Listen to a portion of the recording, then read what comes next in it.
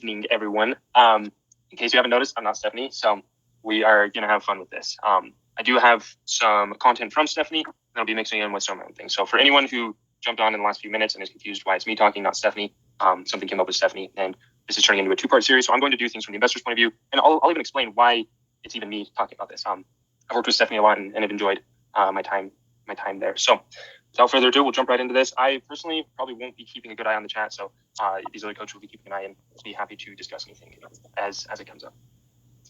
So let's jump right into this. So when it comes to working with title attorneys, I'll get into this a little bit later. This is something Stephanie and I have discussed. The term title attorney gets thrown around a lot. She likes the term real estate transactional attorney. There's multiple names they're called, but we'll get into that, why kind of those names are there. And it's something that we'll kind of explore a little bit more. All right, so first of all, disclaimer, you guys all know this, hopefully. I am not an attorney, nor do I aspire to ever be one, and I am so grateful for Stephanie and other attorneys who are willing to do that. So none of this is legal advice. This is all informational purposes. All right, so for any of you who aren't aware, who is Stephanie Cooper? Stephanie is amazing. So you can see here, she's been in the industry for a long time, and she has done a lot of things with real estate and in other areas. You can see here she does litigation, bankruptcy, divorce, estate and will planning. I will say I've used her professional services for something other than real estate, but I'm not going to specify which one. I'm still married, so that's good. But anyways, Stephanie's amazing, and she has a wealth of knowledge. You guys will get to see some clips from her tonight. Since she wasn't able to make it tonight, I recorded something previously with her, and we'll sprinkle little clips of her throughout the presentation. So she has worked with Ryan and Tyler for a long time, and Lisa and Greg Parrish, if you're familiar with them. She lives in North Carolina, and it's amazing. And later on, I'll let you guys know a little bit more of at the end of the presentation, a little bit more further scoop into what her firm provides. So when it comes to attorneys, I'm Team Stephanie. She's amazing. So now, who am I, right? Why am I even presenting this? I know some of you may be wondering this. So for any of you who may not be aware, so I'm acquisition specialist, due diligence specialist. I've been called both of them. But the reason why I'm presenting this tonight is I've worked with Stephanie a decent bit. So the majority of the transactions I've been on have been with Stephanie.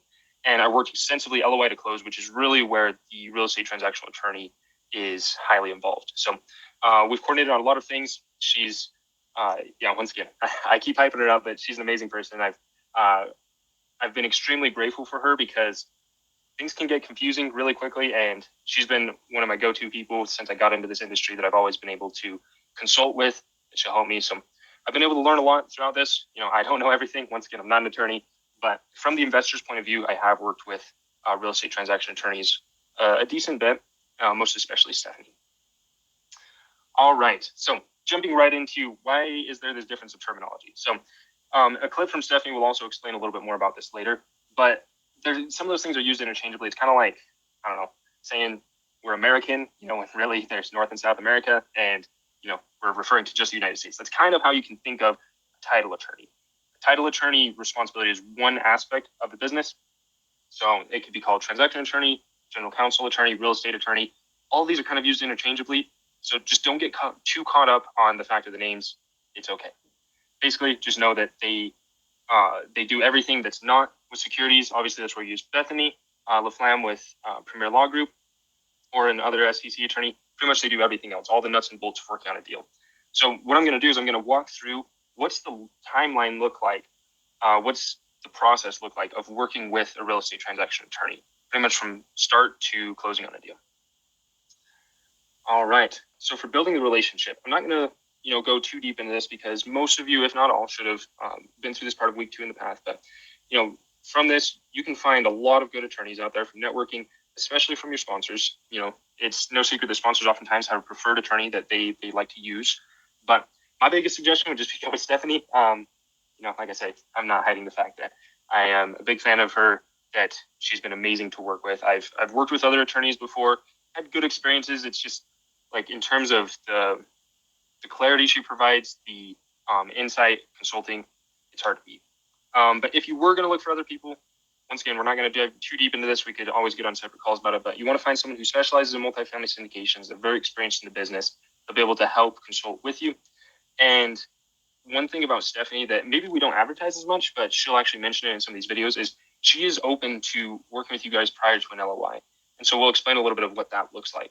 Other attorneys, they may just say, hey, once the LOI is accepted, come to me. But a good attorney knows that a good PSA starts with a good LOI. So we'll get into that a little bit. So to get this started, I'm going to show you, Stephanie and I, we did something a little bit different. So we kind of role played a scenario, and she walked me through a call of what an intro call looks like when she's working with someone who calls her from MFM. So I have this split out by topics. So we'll kind of, have little bits and pieces spread out throughout here. So this first piece is about what's it look like when you come to her when you're ready with an LOI. So in this scenario, I am the student, and she's obviously the attorney, and we'll double check that the audio works good.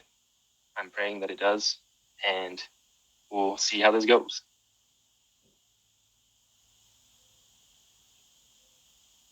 Well, that was anticlimactic. Let's see here. Nobody could hear anything, right? This isn't just me? There was nothing. Okay, this isn't just a personal problem. Roger that.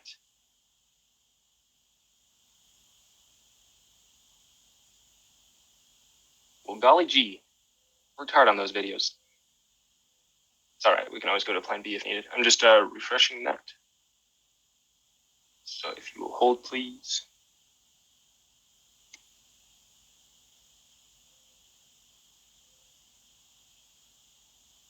Any audio coming through now? No. Nice. Well. Can you hear on your end? No. Well, in case any of you are wondering, that is what Miss Stephanie looks like, and she is a great person to work with. So what I'll do, so I have a 16-minute video. It's chunked out in different pieces here in the presentation, but we'll make sure, Jordan, make sure if we can make this happen, that recording is also attached with this. Because basically she goes through each of the different parts. I'm going to be covering them regardless. But then, in the next call, she'll cover them more comprehensively as well. I don't know if you want to look, or so in the chat, people are mentioning, because I haven't shared audio either, but there's a setting and share audio. This is why the chat's valuable. All the people. If you go to share screen, like if you're going to share your screen, there should be a section. I can't think of where it's at. Hold on. It's in the bottom left-hand corner. The bottom left-hand corner, it will say audio settings or audio to share or something like that, and you can click on that. Mm-hmm. When you pick out the screen that you want to use, and then pick that setting. Brady, when you go to share your screen as well, in the bottom left corner of the share screen option, there's a checkbox that you have to check to share sound as well. Right. Okay. So let's see here. Sorry about this, everybody. Okay, we're gonna share sound. I'll try this video clip, and we're going to try that. All right. So let's see here.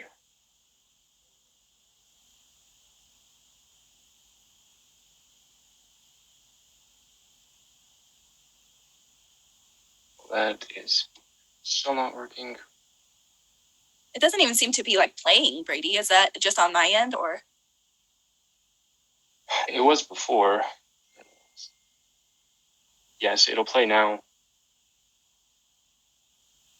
Well, I apologize, everyone. That is on me.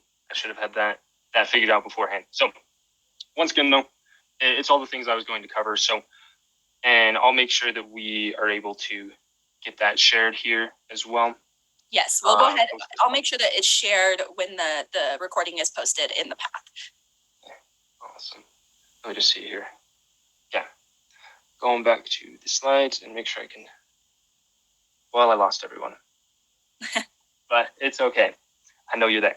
So now that we have that taken care of, so once again, we get a 16 Okay, I do not want you to. If you want to try again, they're saying our students are awesome. Thank you guys for real. This is I just give up too quick, I guess. That's what I'm saying. Yeah, they said make sure your video is playing in the same window that you're sharing your screen on. So we go here. For real, you guys are adding tremendous value. I mean, we do Zooms every day, but we don't really share videos. now the video isn't even working. Goodness. I see it moving. Yeah, still not working for everyone. It's progress. And I I'm can't hear you. watching over here with myself muted. It's you can hear the sound, but you can't, or you can see the video, you can't hear the sound though. Got it. Hey Brady. Can I say something? Yes. This, right. you guys are really clever to make us think that this was a topic that you'd publicize, but really it's a troubleshooting seminar. Yeah, how can we work together? Live, I'm yes. glad you guys are here. I'm trying to vamp We're for doing you, it the best Brady, people. so you Hey, can hey sit there and Brady, work on it. Brady, did you already go into your settings? Because what happens is that the audio settings and your computer settings are in two different places. Mm-hmm. So if you click on Zoom at the top and you go to preferences, it's going to bring a dialogue where you have audio, and then audio you have several options that are you on a Mac or are you on a PC? I'm on a PC. I don't know if you guys can see this right here. I'm on my Zoom settings for audio. No, we can't see it. It's just a But- square. But your audio, it'll say you can select. There's a down arrow so that the sound is either going to be, because you have your headphones on, right? Yeah. So you can hear it, but you may have to switch it.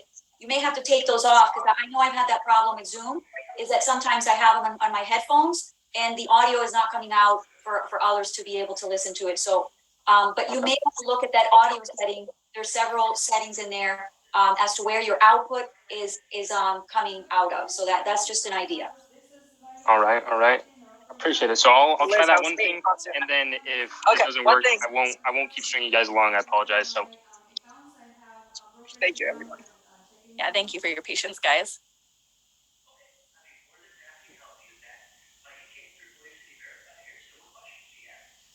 Hopefully we can reschedule. Yes, we will. As we said, we'll definitely have, this will be a 2-part series. So if we can't watch the video with Stephanie right now, she will be on. So yeah, she'll be on either way. So okay, we'll give this one last go. Can you guys hear me okay? yep. Okay. Let's do this. Is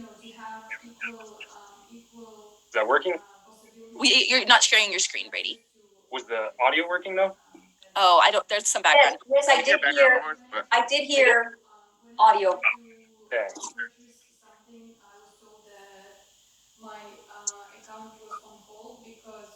Hi Brady, it's nice to meet you. I got your email earlier and I guess you got my name. I'll check in on Mindset. Yeah, is that audio okay, or we jacked Yes. No, that's perfect, Brady. up? All right. I am extremely sorry, everybody. I owe you all big time. So we will proceed now. Thank you all. All right. So once again, reminding what the scenario is. So this is kind of role playing what it looks like when you're first meeting Stephanie, and the situation is you're getting ready to submit an LOI. So kind of walking through some of what the process looks like. Is that right? Yeah, I did. I recently started with them, and they said you're the best of the best, so I wanted to come to you. Fantastic. Well, I kind of looked through your email and it looks like you're working the program. Maybe your lesson's trying to build your team, I'm assuming. Is that right? Yes, ma'am, that's correct. Okay. All right. So normally whenever I get students that contact me at this point, you're kind of trying to figure out, you've already maybe talked to Premier Law Group, you've kind of figured out what you're going to do with your security stuff because you've been taught about that stuff. And then you kind of have to figure out, so what's this transactional attorney and why do I have to have her?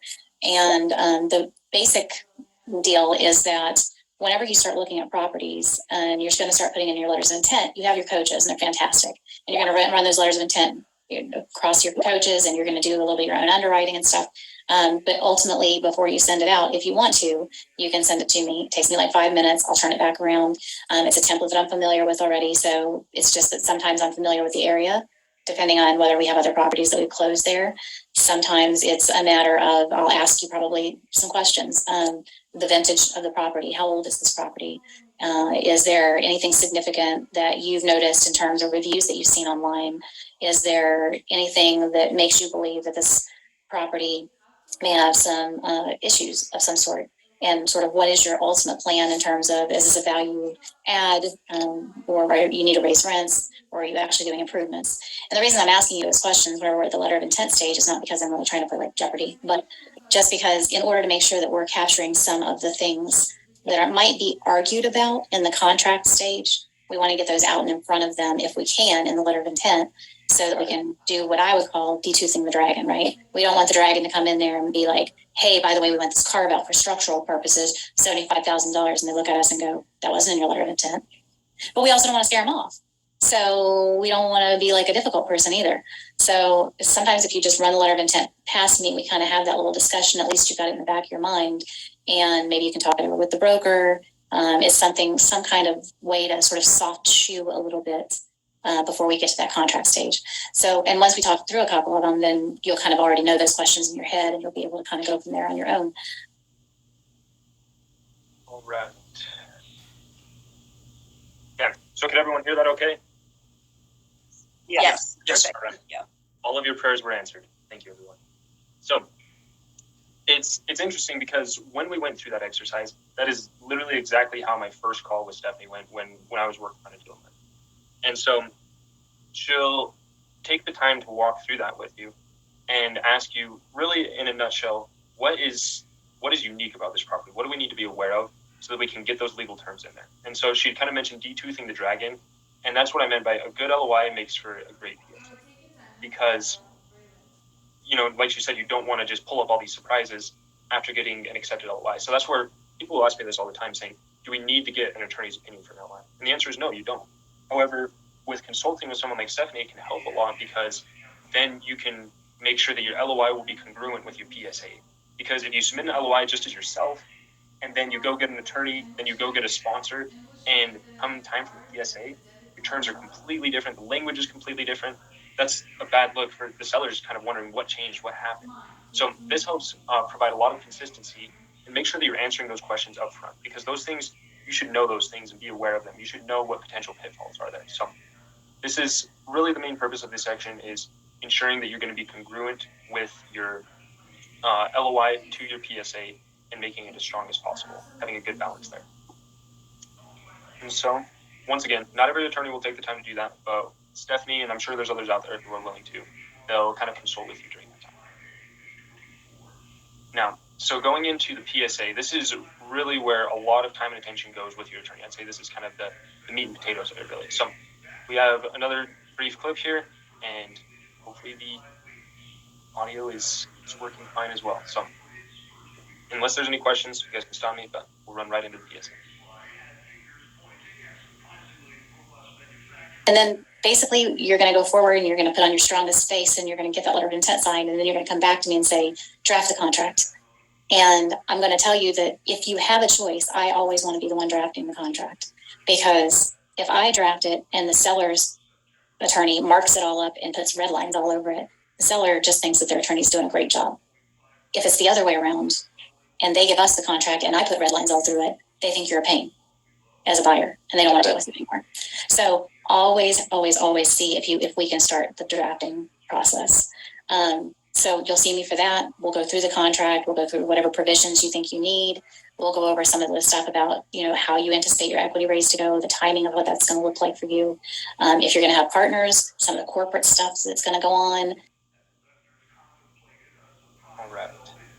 So from what you can see there, one of the biggest things you mentioned was having your attorney send the copy of the PSA first, because that puts you in the power seat that, sets you up very well, like she mentioned. And really, your attorney is highly involved in this part. Oftentimes, you'll be able to meet with them multiple times as necessary, get on a Zoom call, phone call, and talk through what are all the redlined items. And if you're not familiar with that term, it's basically you're going through and you're looking at what are all the terms that you need to change. That's what redlining is. And so with this, one thing I'll say, though, throughout the entire process is don't just rely on your attorney to know everything for you. A PSA is a big, scary document. It can be 60 pages or more. And it can be tough to get through. You have to get some caffeine or, send up some prayers or do whatever you need to make sure that you can get through it. But you really want to make sure that you understand the key points of that. And so when you're in those redlining conversations, if, let's say, for example, you're working on a first deal and you have a sponsor who's highly involved, an attorney, and you're on a Zoom call talking through this, you don't want to be the person that's like, those changes sound good to me. I don't even know what's going on, right? It's one thing to not understand everything, because you're never going to fully understand all of it. It's a lot to get there. But it's another thing to have gone through there studiously and write out the questions that you have. That's, once again, why I think Stephanie and my relationship has been very good over the last few years is because I'm never afraid to ask her those questions. I want to make sure, whether it was for myself, for a deal that I was working on as a general partner or as an employee, either way, I would have to make sure that I understood what was going on. And if I didn't, ask questions.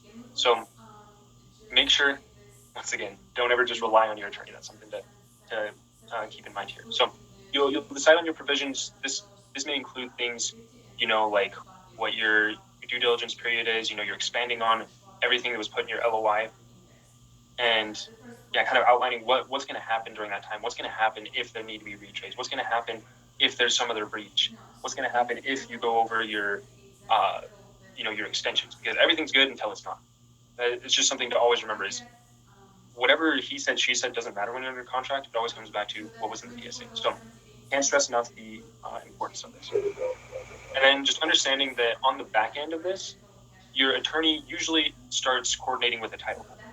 So this is where, once again, the term title of attorney can get a little bit confusing, but it's with your real estate attorney and the seller's real estate attorney, they'll be coordinating directly with the title company. I'll tell people, quite honestly, like full transparency, I've never even worked directly with the title company. Like the closing time, sure, I got a few emails, but really, like 95% of everything has always been through the attorney. That they're handling that. They'll say, hey, do you trust this title company? Yes, no. Like, okay, let's work with them, and they handle most of that. So, once again, having a good attorney on your side makes such a big difference because you want someone to advocate for you.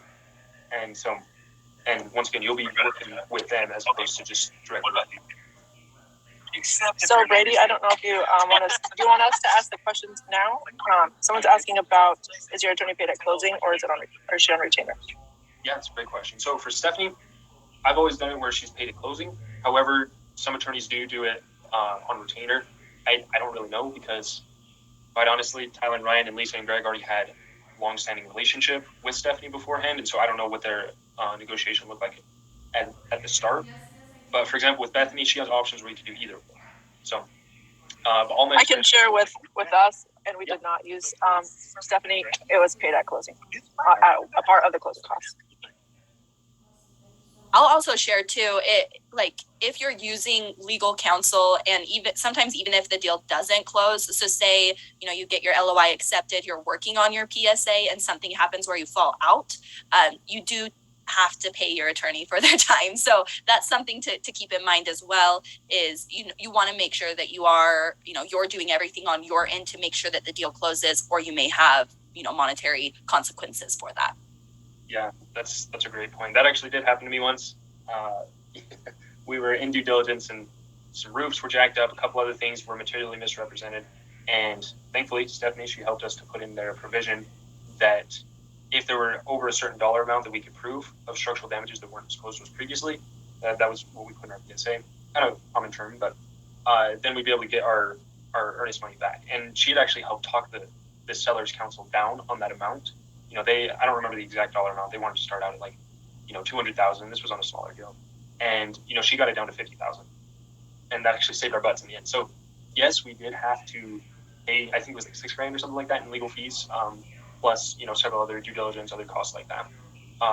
But because of the help that she gave us, we saved all of our earnest money. We were able to get that all returned back to us, which, that was, I believe, $50,000-$60,000 on that deal. So definitely worth having a good attorney. If you don't remember anything else from this call, just remember that. So, were there any other questions that came up during the chat or just now? Yeah, someone asked, or Liz, do you need both a title company and a title attorney? Good question. So, once again, this way, I'll be real, I hate the term title attorney.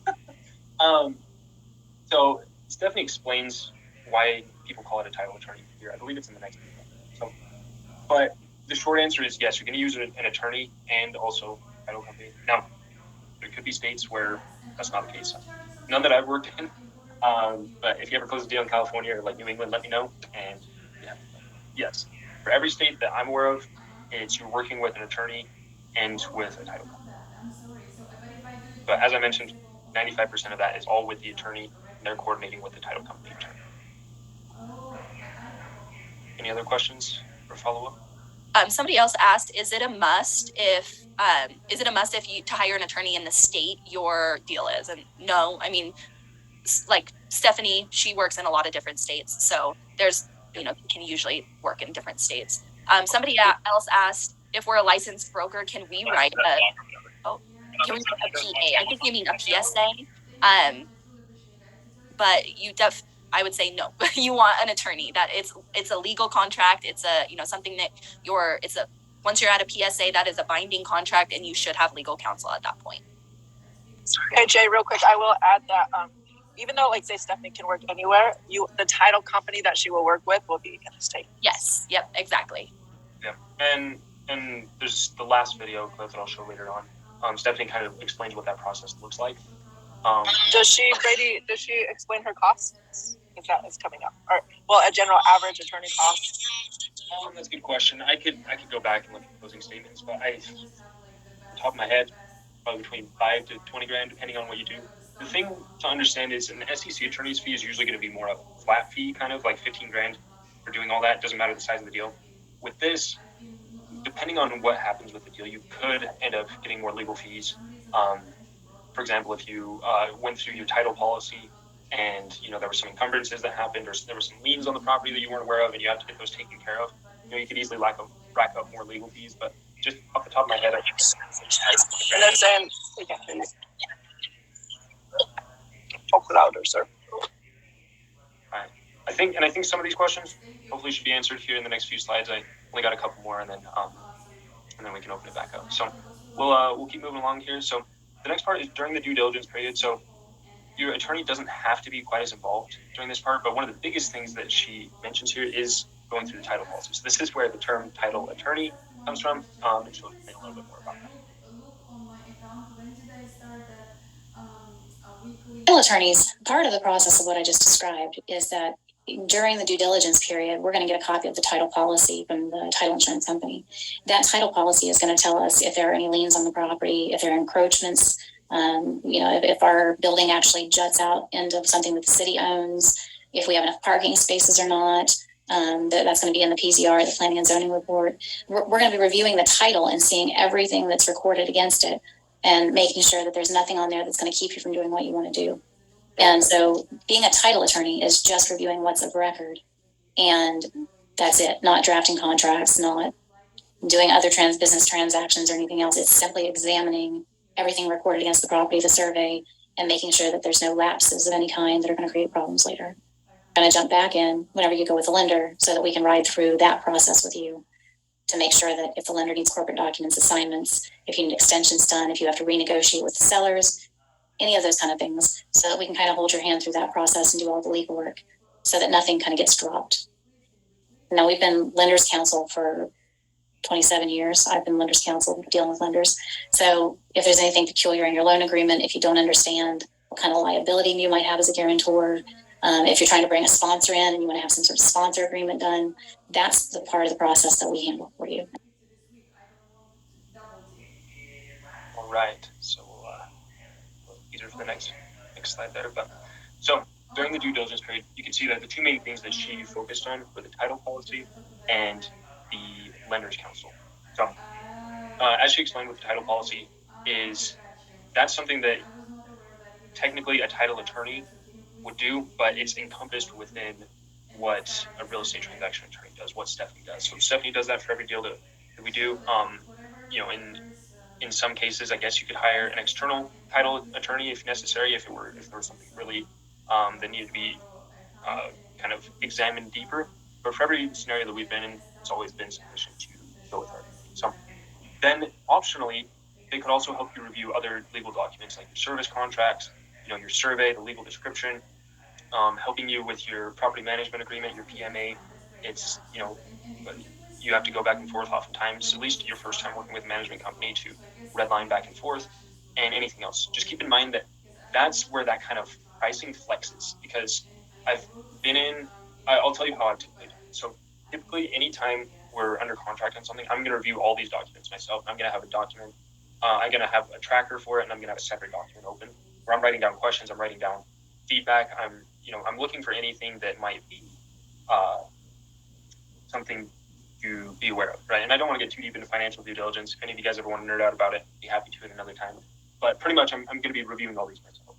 And then if there's ever anything that I feel confident about that I'm unsure of, I'm saying, hey, why is this contract crazy? This wasn't what we were expecting. Maybe that's where I'll get an attorney's opinion. I'll get them to come in and I'll say, hey, here's what I've done, and will you help me? So once again, I'm taking ownership because once again, we're the ones actually taking ownership of the property. We can't just say, hey, that's the attorney's job, right? We need to make sure that we understand that. So that's a huge part of it. And then I know it's taboo, right? None of us want to retrade, but I know I mentioned the story where I had to previously. If you ever need to retrade, that's where before your due diligence period ends, you coordinate with your attorney what that looks like. You always have the broker involved with anything like that. Because if you just go straight attorney to attorney, that can kind of ruffle some feathers.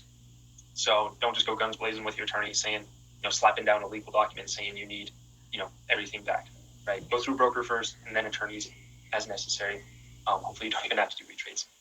And then the big piece that they help out with is with the Lenders Council.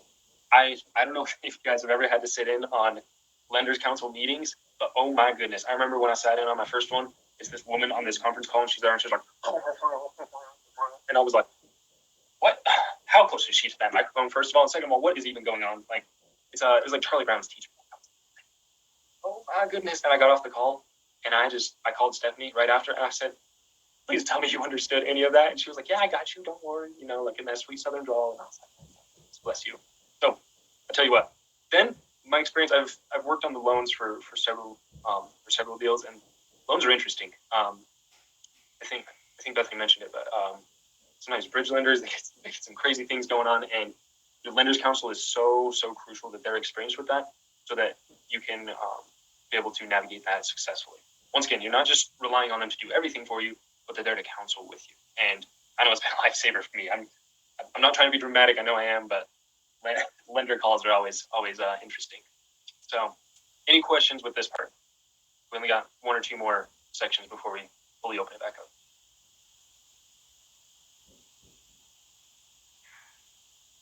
All right. Well, once again, I can't see anyone, so I hope we're good. I don't know what happened with my settings, guys. Obviously, you can tell by now that I'm not good with technology. But this part, I guess I should have introduced it first. So talking about closing, this is where your real estate attorney is highly involved. And there's a lot of things that I really haven't even seen that they help do. And they help coordinate a lot of things for us. So we'll jump right into this.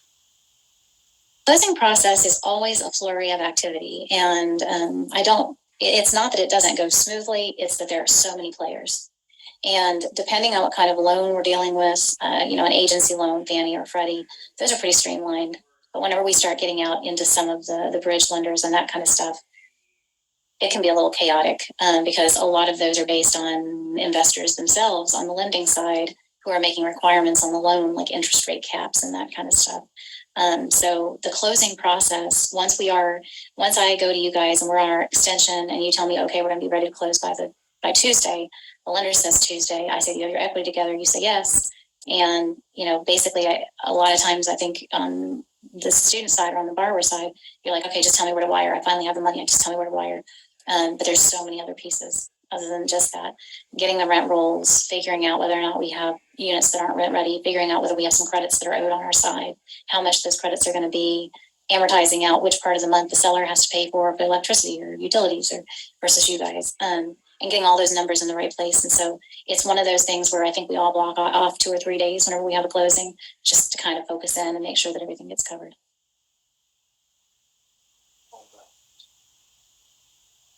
So closing, like Stephanie said, it is a flurry. I can't imagine how it is on her end because I know it is for our end. So your attorney will work closely with the title company to ensure that everything gets taken care of. There's a lot that happens that final week, but some of the things that she mentioned that are pertinent to us is getting that updated rent roll from the seller, making sure that units are rent ready and getting credits on that. Usually that's something we'll put into our provisions in the contract. Any credits that are owed to us at closing, oftentimes that's negotiation will do rather than decreasing the purchase price is doing credits, and then amortizing utilities like she mentioned. So some of those things we may help out with, but that's where you want to make sure you have a good relationship with your property management so they can coordinate, grab a bunch of those things for you and be able to ensure a smooth transition, because coming up next is the takeover process. And you're gonna have assignment of leases where pretty much you're legally taking all the leases they're transferring them to you, and several other things that happen during that time as well on the legal side. But some of the big things, quite honestly, on your first day, you probably won't see a lot of that happen. But as for any GP, you're probably going to need to send any reimbursements that you need, due diligence costs, things like that. You're going to submit all those, and they're going to go into a nice, pretty closing statement. Closing statements are pretty cool. There's a lot on there. I always love to look through them and just see how things ended up. So your attorney will help put that together. And then if you are on the loan, you will have several more steps to do. I remember the first loan I was on, I went back to a notary like 3 days in a row because I don't even remember why, but you just, once again, the attorney was helping me coordinate everything. They're saying, hey, be here this time, do this, sign these docs. And, it can feel a little bit like a whirlwind, and it's fun. It's fun. So yeah, your attorney's doing a lot of things there. It is less intensive on us. However, as you get more and more responsibilities, as you guys do more deals and you get to being a sponsor, make sure you try and get involved with more of this, because at every stage of the process, I promise you there's a bunch going on behind the curtains that your sponsor or someone from their team is handling, or quite honestly, your attorney's handling. But as you get more experience, you want to try and understand what those things are, so that you can make sure that you are, can be supporting and helping in that way. So with that being said, I'll just jump right into, we only have one more clip, and then we'll open it for the Q&A for everyone, since I know we are running short on time. So we'll get through this last one here. So this is explaining, hopefully answering some of the questions from before about, do these attorneys typically work nationwide? I'll say that a lot of attorneys that I've met do function similar to Stephanie's firm in this way. So hopefully this will shed some light on it. I mean, we cover all across the United States. We do use local counsel if something comes up. So, for instance, we've had everything from some of our clients who have their own personal single-family residences that maybe they've done investments with prior to entering the program. And all of a sudden, they're like, hey, by the way, even though we're doing this deal, I've got an eviction problem over here. We've always kind of got somebody that's a local attorney in those locations to be able to reach out to and say, can you handle this? Or, hey, this came up in this transaction. All of a sudden, we have a code enforcement issue that we're going to have handled, and that's a local government kind of situation. Call Charlie. Charlie will handle that for you. Or we'll intervene on your behalf and kind of say, let's get on a call with Charlie and let's figure out how we're going to do this with our sellers, with code enforcement, with local counsel, and with us, so that we can make sure that you guys are getting contract amendment or whatever. So, I think it's a central location, utilizing us to kind of be your go-to to make sure that things are getting handled on the other end. Right, awesome. So as you can see, once again, they make it very easy because, Stephanie's firm or other firms similar to hers, they'll handle everything, that they're able to for normal items. And then if there's anything specialized, they'll get the local, opinion, someone that's licensed in that state. So that is a very common thing that you'll see. So it's sort of like a one-stop shop. And so I did double check with Stephanie, and so she gets inundated with a lot of people reaching out to her from MFM. However, she doesn't have an issue with it. So she said that she is totally fine with all of you emailing her or reaching, trying to call her. Just understand, right, that she's extremely busy. So I would personally recommend email if you're trying to do an intro in that way. And, she'll get back to you within, several days, reasonable amount of time. And then for any follow-up questions specific to this call, I'm happy to discuss that. I'm going to stop sharing my screen so I can see you all again. And then I am going to post Stephanie's info and my info here in the chat so that you can all access that. Now, did any questions pop up, or is everything clear as mud from all that? I have not seen this chat.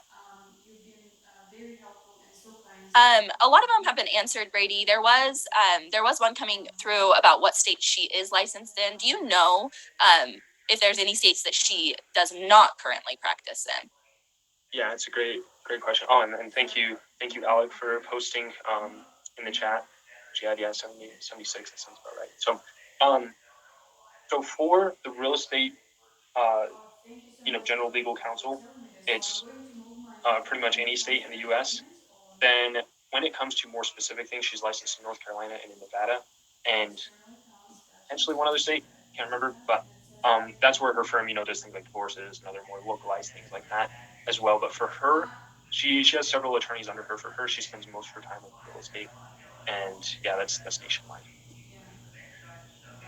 So, I think that we got all of the questions answered that were in the chat. So we'll go ahead. Patrick has his hand raised. Go ahead, Patrick, unmute yourself and ask your question. Hey, what's up, guys?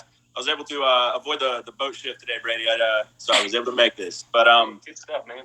Yeah, I appreciate it. This is great. After all the finicky stuff. But okay, so real quick. So in talking with like insurance brokers and lenders and all that, I'm kind of getting a sense of what I can provide them to streamline their stuff. What kind of things can we provide Stephanie or get out in front of to kind of help her, like, so we can, not just say like, hey, help me with this, but like, hey, here's what I have here. Like, you know what I mean? Yeah, no, that's a great question. So I think the biggest thing is it goes back to kind of what we talked about at the start, and she mentioned in that video where she has a list of questions that she starts to go through. And so the more information that you can have on the deal up front, the better off you're going to be. I tell you what, guys, it works here, but you can't go and just say, hey, here's an underwriting. Is this a good deal, right? Just kidding. I know we've all done that at different points in our lives.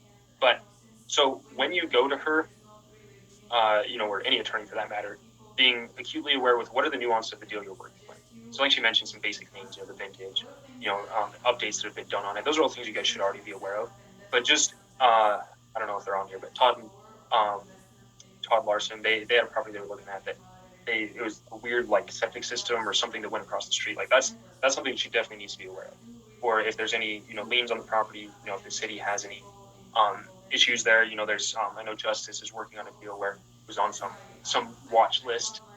Anything weird like that, you need to make sure you find that out right at the start and you bring it up. So those are the biggest things, is just going prepared into your LOI with knowing as much as you can about the property. Oftentimes that's why I encourage you, if possible, to do a property tour beforehand so you can double check that. Awesome. Thank you.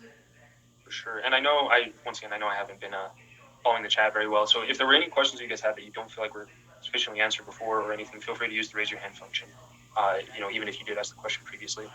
And Real quick. Ready? Yes, ma'am.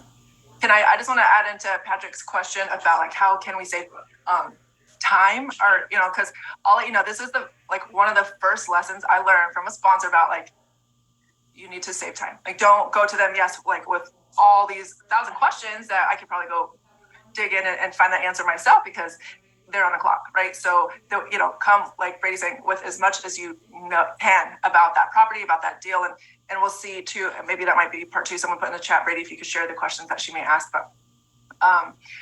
Like for the deal, I'll just give the example. Like it was the due diligence. So Brady touched on like redlining in the beginning, and we asked you go for a list of documents. Like I want all your utility bills, I want all your bank statements, I want all your and you have all this list of things that you want from them, like insurance information, any kind of things. And then you take that list and we got it in a Dropbox, and I'm checking off, do we have it all? A clean title, like Stephanie even mentioned in the video. And if you don't, if it's not on there, and then so my sponsor gave me a list of what she wanted, the seller was giving me a list of this is what I'm going to give you, and I gave them both to the attorney, and my sponsor was like, yeah, no, you need to go and you need to double check what aligns. Like, okay, we're asking for this, he gave it to us, we're asking for this, he gave it to us, and if whatever's missing, that's what I should have went to the attorney with, not just giving them both documents for him to be on the clock and charging us for those hours. So yeah, definitely save time. Was that before submitting an LOI or the PSA? No, at that time it was after LOI. Before PSA, but after LOI. Okay. Just like you do a physical due diligence, you will do, but I call it financial due diligence. But right, like there's going to be a whole slew of documents that you're going to want, and you'll be going through bank statements and again all that stuff. I made sure to prep, and I printed out a bunch of stuff. But anyways, we can dive into that later, Patrick, if you ever want to get on the call. For sure, sounds good. Awesome. Somebody was asking if there was a PDF form that they can use as a checklist. Brady, I don't believe we have anything like that as of right now, right? I mean, it really depends on the deal. I guess a checklist for what is what I would ask. Yeah, I think that they're meaning like what would be needed, but yeah, I guess some clarification would help there. Oh, what to present to the lawyer, like what they would need. Yeah, I mean, it's really not too complicated. It's like I say, the basic deal details, if I had to sum it up in 2 bullet points, your basic deal details, and then anything that's going to be weird or nuanced with the problem. Like those are the biggest things. You know, if you guys already have an executive summary, if you already have done your research, then they shouldn't be hard questions to answer. Yeah, and kind of like what Stephanie said in the video too is like they want to detooth the dragon in a sense. So if you know, in my experience with working with her, you know, we were worried about roofs on one of the properties, so she made sure to, you know, include roof contingencies in there, or, you know, things like that, where, you know, you want to make sure that you've got some of those things that are very particular with this property included in your PSA and your LOI if possible. But once again, you don't want to scare them away. Yeah, 100%. So, well, I know some of you guys need to drop off here, but due to the technical difficulties, if anyone has burning questions that they need to hang around, I'm willing to hang around for a few minutes. I don't know if Jordan, if you're able to, but I do really appreciate you guys being patient and also helping us figure that out. Couldn't have done it without you guys.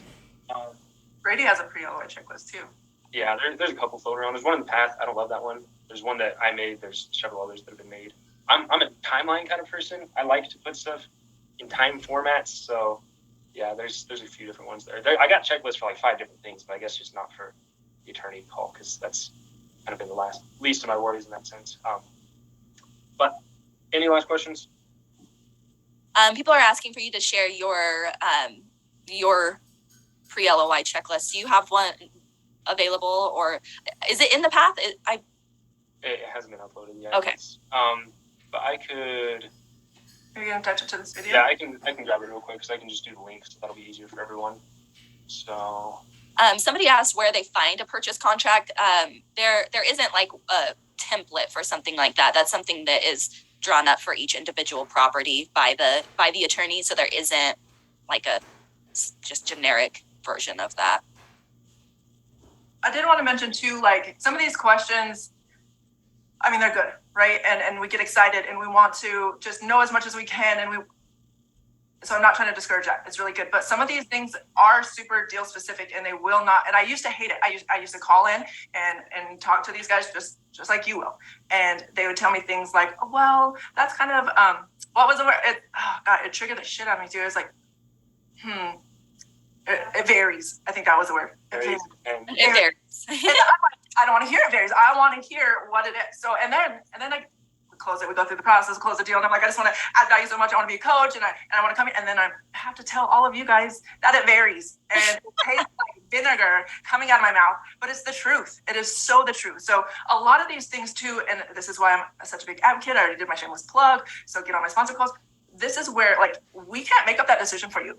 Like, because these will be decisions that are sometimes, if we want to talk about pre-LOI, I want you guys to talk to sponsors pre-LOI, because they can help negotiate, just like we're saying with Stephanie, can help negotiate things that we have no idea might come or anything, right? So that is why, like, we're here. Like, we want to build you guys up, and then when you guys get there, you'll be able to run with these people that are been in the industry for this whole time. So that relationship for me, again, like I push as sponsors, like another shameless plug, those calls are coming up, but those are the people that you'll be working on, because I can say, oh, sure, we can close in 30 days, but are we really? Like, can you raise the money? We can't even speak for the lender. Can they get their, what do they do? Like, they're, appraisers out there and all these things. Yeah. So if you don't know how long the sponsor will, right? Because they've done this time and time again. This is their full time. This is what they do. That's why we use them. And it's a beautiful win-win for them and us. So I think to add to that too is, this is a business that you guys are creating. This is your company. We can share from our experiences. We can tell you, how it typically works, but it is going to be different for every team. It is going to be different for every deal. It's just, this is a business, and every business venture is just a little bit different, and everybody has different, different ways that they handle things, different, things that they do. So that is another reason why it's so important to have that sponsor or multiple sponsors that you're working with. So you're able to, fit your, what you're working on with how they process or how their process is. It varies. Yeah.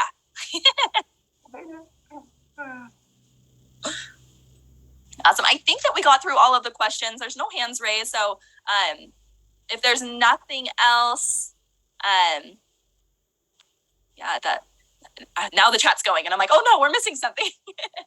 All right, guys. Well, if you do have any questions specific to this or things that you would like to, oh yes, we'll take a picture. Thank you for the reminder. Then send those over to coaching at the multifamilymindset.com. Before we go though, if you guys can turn on your cameras, we would love to see your beautiful faces. Please, please, please. Let me close this. All right. Okay.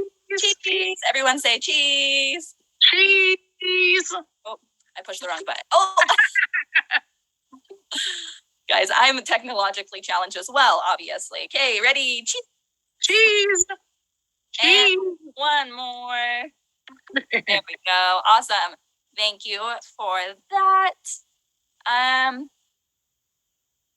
Okay. Perfect. Well, you guys, thank you for being on. If you do have questions or follow up, please email coaching@themultifamilymindset.com. That is going to be the best way to reach out to any of us coaches. If it's something that's not coaching relating and you need some additional support, you can always reach out to support@themultifamilymindset.com. If it ends up being coaching, it'll get to us anyways. So we love to hear from you guys. We would love for your feedback. You'll receive the feedback text or email here shortly. Please give us good reviews. Just kidding. Be honest with us. We're always looking for feedback. We can't grow unless we have that feedback. And I know the technical difficulties are going to show up in there, guys. It's not going to hurt my feelings. I know it's something to improve. Yeah, there's only so much we can do when we're trying something new with Zoom. But we appreciate your patience. We appreciate you guys being on. I hope you guys have a wonderful rest of your night, and we will see you soon.